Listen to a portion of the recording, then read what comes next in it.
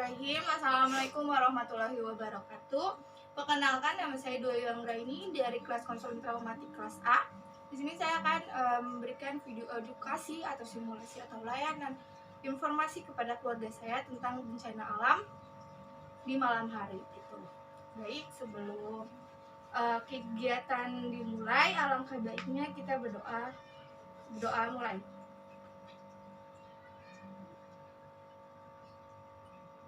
Doa selesai. Baik, di sini saya perkenalkan, di sini ada kakak saya yang bernama Tiara Fajawati dan di sini ada adik saya yang bernama Muhammad Tuhan Firdaus. Nah, baik, bagaimana kabar kalian? Alhamdulillah baik. Nah, di sini saya akan menjelaskan dulu apa itu gempa bumi. Gempa bumi, gimana sih terjadi gempa bumi? Bisa terjadi gempa bumi karena ada gesekan berlawanan antara lempeng tektonik 1 dan lempeng tektonik 2. Nah, itu bisa terjadi gempa bumi. Nah, apa saja sih kalau misal gempa bumi, terjadi gempa bumi apalagi di malam hari ya? Yang pertama itu adalah gak boleh panik, karena kalau misal kita panik, kita nggak bisa berpikir secara jernih gitu ya. Nah, terus yang kedua itu kalau kita tidur gitu ya, terus tiba-tiba gempa bumi gitu, terus kita harus mencari tempat sembunyi yang baik gitu. Yang pertama itu misalnya sembunyi di meja gitu ya, di kolong meja atau di kolong bangku atau di kolong tempat tidur. Kalau misalnya nggak ada, cari barang-barang yang bisa kalian gunakan untuk menutupi kepala, bisa kayak tas, bantal gitu. Kalau misalnya emang nggak ada sama sekali, kalian bisa tutupi tangan kalian dengan kepala kalian dengan tangan kalian. Lalu habis itu kalian bisa keluar ke rumah, berjalan gitu, tapi hindari pohon yang listrik, terus sama pokoknya bangunan yang mudah rubuh gitu. Yang pertama juga yang tadi ya, yang kita sembunyi itu yang di dalam rumah, nggak boleh deket kaca karena kaca kan mudah pecah gitu. Kalau misalnya kita udah keluar nih, terus kita jangan masuk rumah dulu, karena gempa itu ada dua macam, maksudnya ada waktunya gitu. Yang pertama itu ada main shock sama aftershock. Aftershock itu sama aja kayak gempa susulan gitu, tapi ini nggak sering terjadi. Maksudnya nggak, kalau gempa bumi pasti itu belum terjadi adanya gempa bumi susulan atau aftershock. Nah, di sini saya akan memberikan video tentang simulasi gempa bumi.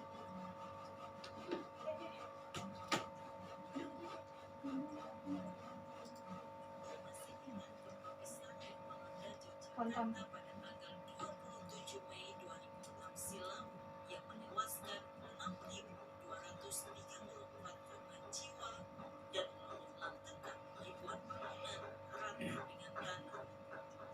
Begitu besar kerugian akibat bencana gempa bagi kehidupan manusia.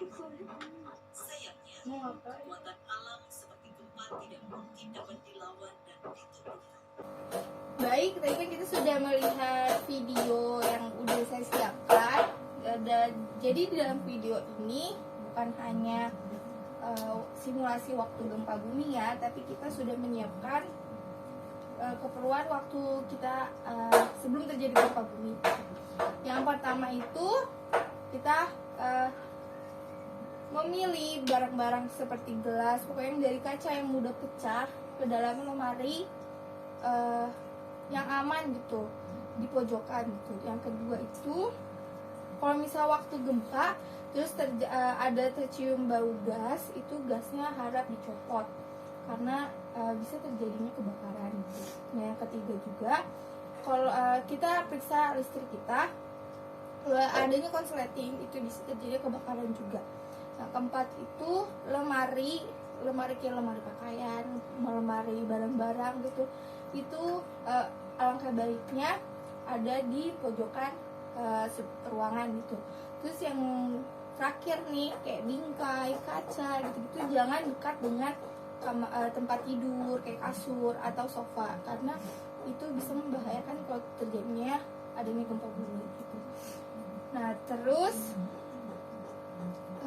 waktu simulasi terjadi gempa bumi, yang pertama di sini jelaskan juga, yang pertama itu yang pastinya adalah jangan panik. Kalau misalnya panik itu kita akan tidak bisa berpikir secara jernih gitu. Nah, yang pertama itu kita harus menyelamatkan diri dengan cara sembunyi di meja atau bangku atau sofa atau tempat tidur gitu ya. Nah, yang kedua itu kita bisa menggunakan barang seadanya. Yang penting jangan pakai kaca ya gitu. Kita bisa menggunakan tas, bantal ataupun tangan kita sendiri kalau udah nggak ada apa-apa gitu. Yang ketiga itu kita harus keluar rumah kalau terjadi gempa bumi. Takutnya ada gempa susulan atau aftershock. Nah, itu aja mungkin yang dapat saya bisa jelaskan. Kurang lebihnya mohon maaf.